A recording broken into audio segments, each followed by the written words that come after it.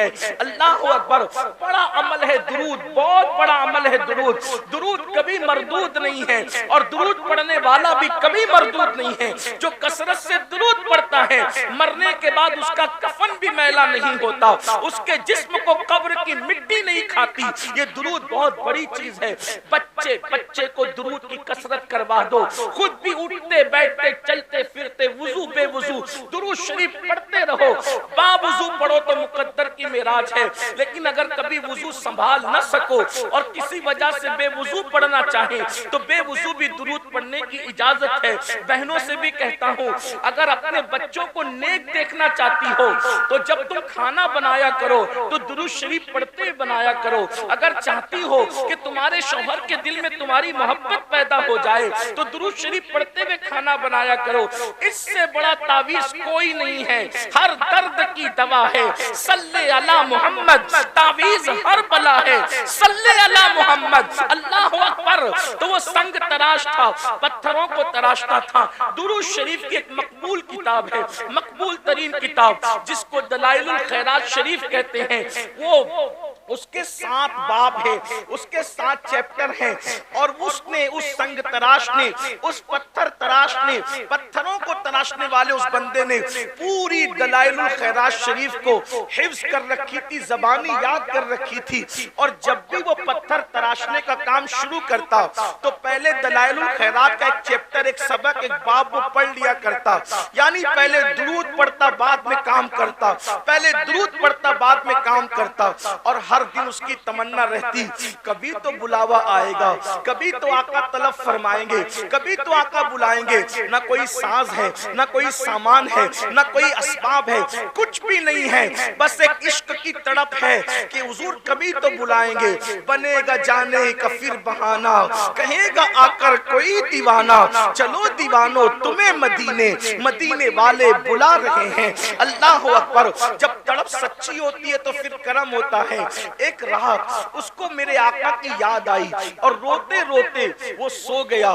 جب سویا تو اس کی آنکھ جب بند ہوئی، دل کی آنکھیں بیدار ہوئی۔ اس نے کیا دیکھا؟ مقدر بیدار ہوا، وقت بیدار ہوا، اور اس نے کیا دیکھا کہ گنبد خضرا ہے، نورانی تخت بچھا ہے، سنہری جالیاں ہیں، اور اس تخت کے اوپر آمینہ کے لال، عبداللہ کے لخت جگر، خسرو خوباں، معصوم آمنہ، سید العالمین، قائد المرسلین، دانائے سبل، مولائے کل، ختم الرسل، صاحب قرآن، طٰہٰ و یاسین، مزمل و مدثر، غیب دا نبی، عالم ما کان و ما یکون، امام المرسلین، خاتم النبیین، سید العالمین، شفیع المذنبین، یعنی ہم سب کے آقا و مولا محمد الرسول اللہ، ارواحنا فدا صلی اللہ علیہ وآلہ وسلم ایک تخت پر جلوگر ہے، اور تخت پر بیٹھے بیٹھے اللہ کے رسول فرماتے ہیں تم مدینے آؤ۔ سرکار خود دعوت دے رہے ہیں، تم مدینے آؤ، اور یہ دیکھو یہ میرے گنبد کا ایک کنگرا ٹوٹ گیا ہے، اس کو تم اپنے ہاتھ سے آ کر کے تعمیر کرو۔ ہائے ہائے، دنیا میں معماروں کی کمی تو نہ تھی، لیکن حضور نے کس کا انتخاب کیا؟ جو حضور کا عاشق تھا اس کا انتخاب کیا۔ اور پھر اس جوان کو سرکار نے فرمایا تمہیں مدینہ منورہ آنا ہے، اور حضور نے کہا کہ یہ کنگرا تعمیر کرنا ہے۔ جیسے ہی اس کی آنکھ کھلی تو پورا گھر خوشبو سے معطر تھا، پورا گھر خوشبو سے مہک رہا تھا، سبحان اللہ سبحان اللہ، گڑ گڑا رہا تھا، رو رہا تھا۔ حضور نے بلایا ہے، نہ پیسے ہے، نہ مال ہے، نہ ساز ہے، نہ سامان ہے، نہ اسباب ہے، کچھ بھی نہیں۔ آقا نے کہا کہ تمہیں آنا ہے، اور وہ بندہ عاشق سچا ہوتا ہے، یقین اس کا مضبوط ہوتا ہے۔ اس نے کیا کیا؟ تعمیر کا سامان تھیلی میں ڈالا، کپڑے بھرے، تھیلا کندھے پہ ڈالا، اور جہاں سے ساحل سے جہاز جدہ کی طرف روانہ ہوتے تھے اس ساحل پر گیا۔ کوئی پیسہ نہیں، کوئی مال نہیں۔ لوگ اس کو کہانی قصہ کہہ کر ہنس کے اڑا دے تو الگ بات ہے، لیکن یہ تاریخ ہے، سچائی ہے۔ جب وہ ساحل سمندر پہ پہنچا تو دیکھا ایک بہت بڑا جہاز جدہ کے لیے جانے والا ہے، اور ملاح کیپٹن جو ہے، اللہ اکبر، کپتان پوری کوشش کر رہا ہے جہاز کو آگے بڑھانے کی، لیکن جہاز آگے بڑھتا نہیں، جہاز آگے نہیں بڑھتا۔ کپتان نے کہا ہو سکتا ہے اس میں اللہ رسول کی کوئی خاص مرضی ہو۔ جب کپتان نے ادھر ادھر نظر گھمائی تو دیکھا کہ بکھرے ہوئے بال، پھٹے پرانے کپڑے، چہرے کا اڑا اڑا رنگ اور آنکھوں میں آنسو، ایک دیوانہ ساحل پر ادھر ادھر چلتا نظر آ رہا ہے۔ اس کو آواز دی، کہاں کا ارادہ ہے؟ کہا مدینے جانا ہے۔ ٹکٹ کچھ نہیں، حضور نے بلایا جانا ہے، آؤ بیٹھو۔ جیسے کشتی میں بٹھایا، کشتی چل پڑی۔ اب سب کا کوئی نہ کوئی معلم تھا، سب کا کوئی نہ کوئی میزبان تھا۔ اب یہ بندہ سوچ رہا ہے میں جدہ اتروں گا تو جاؤں گا کہاں، کیونکہ سب کو تو معلم لے جائے گا، کیونکہ سب نے پہلے سے سب سیٹ کر رکھا ہے، منصوبہ بنا رکھا ہے، لیکن میں تو اچانک آیا، مجھے کون لے جائے گا؟ لیکن جب جدہ کے ساحل پر یہ اترا تو اس کی حیرت کی انتہا نہ رہی۔ کسی کو معلم لینے آئے تھے، کسی کو رشتہ دار لینے آئے تھے، لیکن اس کو مدینے کا گورنر لینے کے لیے آیا تھا۔ تم فلاں؟ ہاں میں فلاں، لیکن تم کون؟ میں مدینہ منورہ کا گورنر ہوں اور تمہیں لینے آیا۔ تم کیوں لینے آئے؟ تمہیں کیسے پتا چلا کہ میں مدینے جانے والا ہوں؟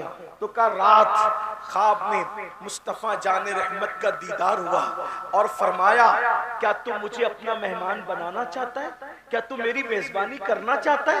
جی یا رسول اللہ، میں تو آپ کے صدیوں بعد پیدا ہوا آقا، لیکن میں آپ کی ضرور مہمانی کرنا چاہتا ہوں۔ فرمایا ہند سے میرا ایک عاشق آ رہا ہے، اگر تو اس کی خدمت کرے گا تو گویا کہ تو نے میری خدمت کر لی، اس لیے میں تمہیں لینے کے لیے آیا ہوں۔ اللہ اکبر۔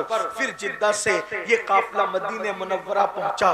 اس عاشق نے کہا، لوگوں نے، کسی نے کہا کھانا کھا لو، کسی نے کہا کپڑے بدل لو، کسی نے کہا یہ کر لو، کسی نے کہا وہ کر لو۔ اس نے کہا میں نے کچھ نہیں کرنا، میں تو جس کام سے آیا ہوں وہی کام کرنا ہے۔ اور عاشق غسل کر کے جب آقا کی جالیوں کے سامنے گیا تو عرض کیا یا رسول اللہ، پہلے تو آپ پر سلام ہو، اور دوسرا یہ سرکار سب آتے ہیں، اہتمام سے آتے ہیں اور پیسے خرچ کر کے آتے ہیں، انتظامات سے آتے ہیں، لیکن یا رسول اللہ میں تو خالص آپ کے بلاوے پر آیا ہوں، اور آنے والا کوئی نہ کوئی مراد لے کر آتا ہے، میری مراد بس اتنی ہے، گر پڑ کے یہاں پہنچا، مر مر کے تمہیں پایا، چھوٹے نہ یا رسول اللہ سنگے درے جانانا۔ آقا جب بلایا ہے اب کبھی واپس مت بھیجنا، بس اتنا منہ ہی منہ میں کہا۔ ان کا در تو وہ در ہے کہ میرے کریم سے گر قطرہ کسی نے مانگا، دریا بہا دیے ہیں، در بے بہا دیے ہیں، کون دیتا ہے؟ دینے کو منہ چاہیے، دینے والا ہے سچا ہمارا نبی، قربان میں ان کی بخشش کے، مقصد بھی زباں پر آیا نہیں، قربان میں ان کی بخشش کے، مقصد بھی زباں پر آیا نہیں، بن مانگے دیا اور اتنا دیا دامن میں ہمارے سمایا نہیں۔ اللہ اکبر۔ میرے آقا سے انہوں نے عرض کی آقا بلایا ہے لیکن اب یہاں سے واپس مت بھیجنا، یہی رہنے کے لیے آیا ہوں۔ اور پھر گورنر مدینہ سے کہا کنگرہ تعمیر کرنے کے لیے بلایا ہے، میں اب اوپر جا سکتا ہوں؟ اور کمر میں رسی باندھی گئی، وہ اوپر چڑھ کر کے گئے، کنگرہ تعمیر کیا۔ تعمیر کرنے کے بعد لوگ باتیں کر رہے تھے، اس عاشق کو حضور نے بلایا ہے، جب یہ نیچے آئے گا ہم اپنے گھر لے جائیں گے، دعائیں کروائیں گے، یہ کریں گے، وہ کریں گے، وہ کریں گے۔ لیکن وہ کنگرہ تعمیر کر کے گنبد سے چمٹ گیا اور زار زار رونے لگا، اور تھوڑی دیر میں اس کی گردن ڈھلک گئی۔ لوگوں نے کہا نیچے آؤ بھائی، کام ہو گیا، نیچے آؤ، نیچے آؤ، ہو گیا کام، نیچے آؤ۔ لیکن وہ سنتا کس کی؟ مدینے کے گورنر نے جب اوپر کسی کو چڑھایا بلا کر کے لاؤ تو کیا دیکھا کہ گنبد خضرا پر وہ اپنی جان کو قربان کر چکا تھا۔ جب تیری یاد میں دنیا سے گیا ہے کوئی، جب تیری یاد میں دنیا سے گیا ہے کوئی، جان لینے کو دلہن بن کے قضا آتی ہے۔ میرے آقا علیہ السلام کے دیوانوں، یہ تھے عاشق لوگ جنہوں نے غربت میں بھی سچا عشق کیا، یہ تھے عاشق لوگ جنہوں نے بھکمری میں بھی سچا عشق کیا، یہ تھے سچے عاشق لوگ جنہوں نے فاقہ کشی میں بھی سچا عشق کیا۔ لیکن آج ہم لوگ، اللہ نے ہمیں اور آپ کو مال دیا، 3 ٹائم کا کھانا دیا، اللہ نے تن بھر کے کپڑا دیا، مکان دیا، سب دیا، لیکن افسوس سب کچھ حضور کے صدقے میں ملا اور حضور ہی سے ہم بغاوت کرنے لگ گئے، حضور ہی کو بھول گئے، ہم حضور کو فراموش کر گئے۔ جو رسول پوری زندگی ہمیں یاد کرتے رہے، اس رسول کو ہم نے بھلا دیا، گانوں میں بھلا دیا، غزلوں میں بھلا دیا، گناہوں میں بھلا دیا۔ آج اگر کوئی مسلمان جوان زنا کے اڈے پر ہے تو وہ کسی کو کا دل دکھائے نہ دکھائے، وہ اپنے نبی کا دل دکھا رہا ہے۔ اگر آج مسلمان شراب پی رہا ہے، وہ کسی کو تکلیف پہنچائے نہ پہنچائے، وہ رسول اللہ کے دل پہ نشتر لگا رہا ہے۔ اگر کوئی مسلمان داڑھی منڈا کر گٹر میں پھینکوا رہا ہے تو وہ کسی کا دل دکھائے نہ دکھائے، وہ اپنے نبی کا دل دکھا رہا ہے۔ آج لوگ کہتے ہیں مولانا مسلمانوں کے حالات خراب کیوں ہو گئے؟ میں کہتا ہوں اگر مسلمانوں نے اپنے نبی کا دل نہ دکھایا ہوتا تو مسلمانوں کو یہ حالات نہ دیکھنے پڑتے۔ اور آج بھی میں اپنے جوانوں سے کہتا ہوں مسلمانوں، آج بھی اپنے نبی سے معافی مانگ لو، اپنے اللہ کی بارگاہ میں توبہ کر لو اور اتنا عہد کر لو کہ میں کبھی اپنے نبی کا دل نہیں دکھاؤں گا۔ یاد رکھنا یہ گناہوں سے رسول اللہ کا دل دکھتا ہے۔ سیدنا فاروق اعظم کہتے ہیں، لوگ کہتے ہیں چھوٹا گناہ چھوٹا گناہ چھوٹا گناہ، فاروق اعظم کہتے ہیں مجھے تو اتنا سمجھتا ہے کہ گناہ کوئی بھی کرو اس سے رسول اللہ کے دل کو تکلیف پہنچتی ہے۔ اے میری قوم کے جوانوں، اگر تم جوا کھیلتے ہو، اگر تم شراب پیتے ہو، اگر تم ماں باپ کو تکلیف پہنچاتے ہو، اگر تم معاذ اللہ کسی عورت پر بری نظر ڈالتے ہو، اگر تم سود کا دھندا کرتے ہو، اگر معاذ اللہ تم کسی سے فون پر گندی بات کرتے ہو، تم کسی کے ساتھ گندی چیٹنگ کرتے ہو، فیس بک پر بیٹھ کر کے تم کوئی گندگی کرتے ہو، یاد رکھنا آپ کے ابا کو پتا ہو یا نہ ہو، آپ کی امی کو پتا ہو یا نہ ہو، آپ کی بیوی کو پتا ہو یا نہ ہو، آپ کے بھائی بہن کو پتا ہو یا نہ ہو، لیکن آپ کے نبی کو اس کا پتا ہوتا ہے، کیونکہ ہم کسی مردہ نبی کا کلمہ نہیں پڑھتے، ہمارا نبی زندہ ہے۔ ارے نبی اگر سلیمان ہو تو وہ چونٹی کی آواز کو 3 میل کے فاصلے سے سن سکتے ہیں۔ جب سلیمان کا سننا اتنا ہے تو جانے سلیمان کا سننے کا عالم کیا ہوگا۔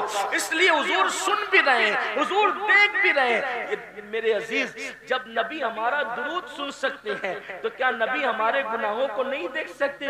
پھر حضور کو تکلیف نہیں پہنچتی؟ اور قبر میں ایک عام مسلمان کو بھی تکلیف پہنچانا اتنا بڑا گناہ ہے کہ جو کسی مسلمان کی قبر کے قریب سے چپل بجاتے ہوئے گزر جائے تو اس سے مردے کو تکلیف پہنچتی ہے اور اس کے لیے عذاب اور وعید ہے۔ تو جو اپنے گناہوں سے رسول اللہ کو، جو اللہ کی مخلوق میں سب سے بہتر ہو، اگر ان کو تکلیف پہنچائے تو یہ امت عزت کیسے پائے گی، یہ امت وقار کیسے پائے گی، یہ امت شان و شوکت کیسے پائے گی؟ میرے عزیز، آج آپ کہتے ہو نا کہ لوگ ہمیں کاٹ رہے ہیں، ایک ہی بات کہتا ہوں، ایک بات توجہ کرنا، بات مکمل کرتا ہوں، ایک بات، لوگ ہمیں کاٹ رہے ہیں، ہم کٹ رہے ہیں، ٹھیک؟ کیوں کٹ رہے ہیں؟ آسان زبان میں آپ کو بتاتا ہوں۔ اللہ کے رسول نے احد کے میدان میں چند صحابہ کو کہا تم اس پہاڑ پہ کھڑے رہنا، جب تک میں نہ کہوں تم نیچے مت آنا۔ توجہ کرنا، جو سمجھدار جوان ہے ان کی میں توجہ چاہتا ہوں، جو دھینگا مستی کرنے میں تو ان سے کوئی بات ہی نہیں کر رہا ہوں، لیکن جو واقعی سن کر کچھ سیکھنے اور عمل کرنے آئے ہیں ان کی خاص توجہ۔ میں کہتا ہوں تقریریں 2 گھنٹے کی 3 گھنٹے کی ہو اپنا معاملہ، لیکن اگر ایک بھی بات آپ کے دماغ میں اتر گئی تو وہ 3 4 5 گھنٹے کی تقریر سے بہتر ایک ہی بات ہے۔ ہمیں لوگ کاٹتے کیوں ہیں؟ ہم کیوں کٹ رہے ہیں؟ پوری دنیا میں کیوں کٹ رہے ہیں ہم؟ اللہ کے رسول نے اپنے صحابہ سے کہا، چند صحابہ سے، یہ جبل روما ہے، اس پر کھڑے ہو جاؤ، جب تک میں نہ کہوں تم اترنا نہیں۔ اگر تم دیکھو کہ ہم گاجر مولی کی طرح کٹ رہے تو بھی مت اترنا، اور اگر تم دیکھو کہ ہم مال غنیمت اکٹھا کر رہے تو بھی مت اترنا. ٹھیک. احد کی جنگ شروع ہوئی, تھوڑی دیر میں مسلمانوں نے کافروں کے ایسے چھکے چھڑائے کہ وہ سر پہ پیر رکھ کے سرپٹ بھاگے, اپنی عورتوں کو, اپنا مال, اپنے اونٹنی, اپنی سواری سب چھوڑ کے بھاگے. اب توجہ کرنا, جب وہ سب چھوڑ کر کے بھاگے تو جن کو رسول اللہ نے پہاڑ پہ کھڑا کیا تھا ان میں ہو گیا اختلاف. کچھ نے کہا کہ نیچے اترو, جنگ ختم ہو گئی.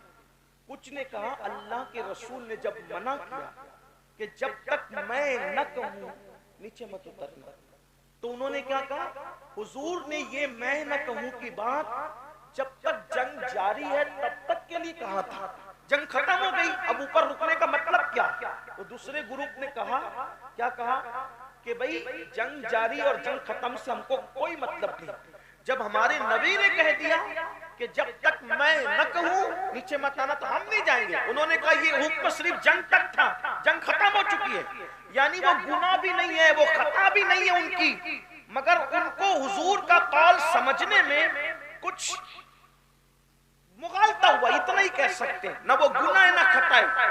اور پھر ان کی بڑی تعداد نیچے آ گئی جن کو رسول اللہ نے کہا تھا پہاڑ سے مت اترنا, مگر ان کی بڑی تعداد نیچے آ گئی, اور ایک چھوٹی سی تعداد انہوں نے کہا جب تک حضور نہیں کہیں گے ہم یہی رہیں گے.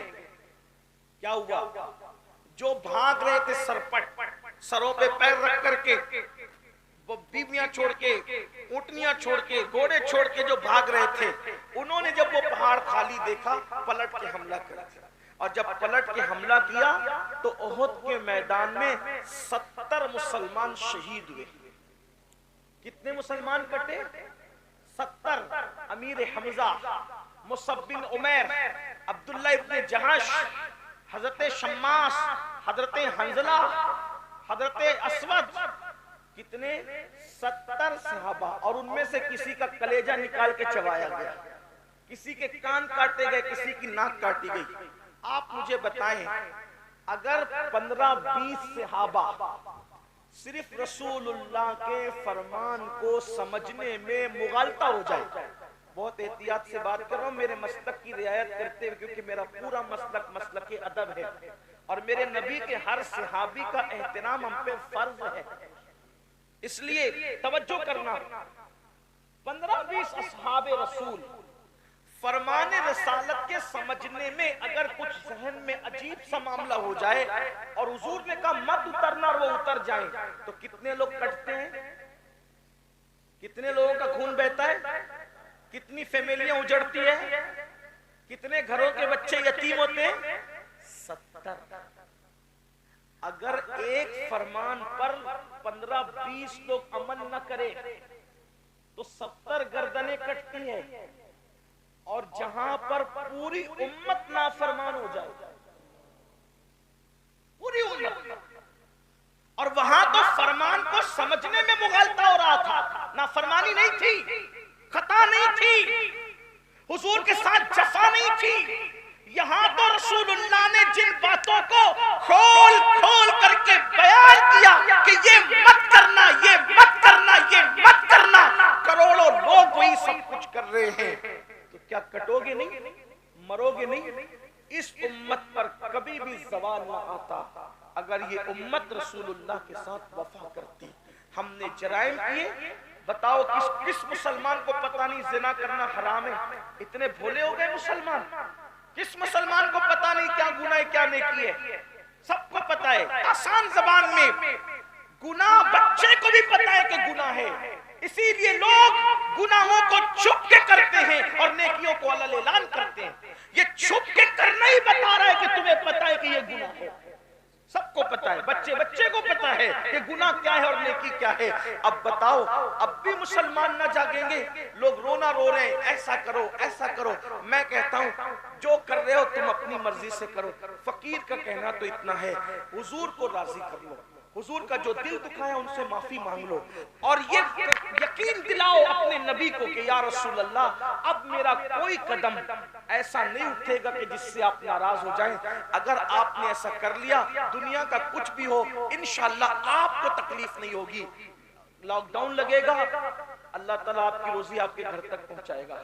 وبائیں آئے گی، آپ کی آنکھ میں کبھی آنسو نہیں ہوگا. کیوں؟ اس لیے کہ ایک بار حضور کو راضی کر کے دیکھو. حضور کو راضی کرنے کا مزہ کیا ہے، حضور کو راضی کرنے کا لطف کیا ہے، حضور کو خوش کرنے پر انعامات کی برسات کیسے ہوتی ہے. نادان ہے مسلمانوں کو نہیں پتا.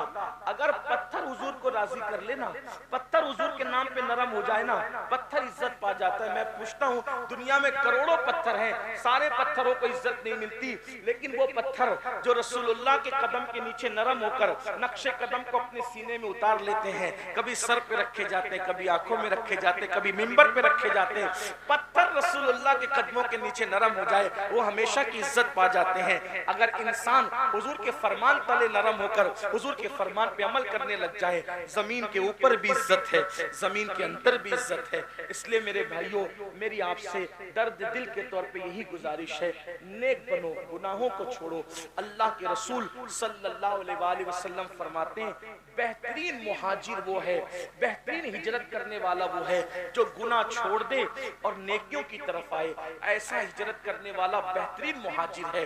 آؤ، ہجرت صحابہ نے کی تھی، اب ہجرت نہیں، لیکن ہجرت ابھی بھی اس اعتبار سے ہے کہ ہم اگر گناہ کو چھوڑ کر کے نیکیوں کی طرف آتے ہیں تو یہ بھی ہجرت ہے، اور اس سے بہترین ہجرت کچھ نہیں ہو سکتی. میرے آقا فرماتے ہیں، ہجرت کرو مالدار ہو جاؤ گے. یعنی گناہ کو چھوڑ کر اگر نیکیوں کی طرف آؤ گے تو اللہ تعالیٰ تمہیں مالا مال فرما دے گا، بہت برکت دے گا اللہ. آؤ میرے بھائیوں، اللہ کی بارگاہ میں سچی توبہ کرو، رجوع کر لو اس کی طرف، معافی مانگ لو اس سے، اور رسمی مسلمان اور اسمی مسلمان بن کر زندگی مت گزارو، بلکہ حقیقی مسلمان بن کے زندگی گزارو.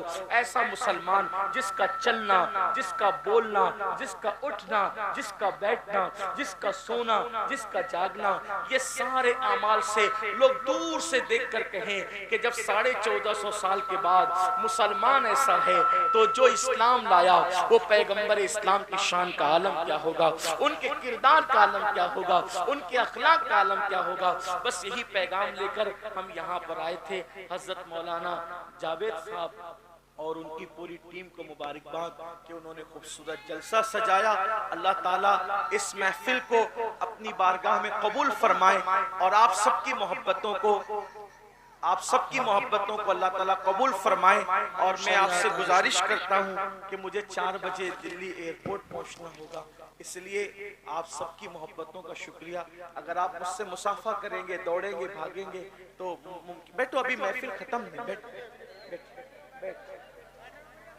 حضرت مولانا صاحب بیان فرما رہے تھے اور میں ان کے اور آپ کے درمیان مخل ہو گیا تھا، تو میں چاہوں گا بیٹھ. دیکھو اتنی دیر تک بات کی، اس کے بعد بھی لوگ وہی کر رہے ہیں جو وہ کرنا چاہتے. یہ بچے کی دستار ہو رہی، اللہ تعالیٰ اس بچے کو علم نافع عطا فرمائے.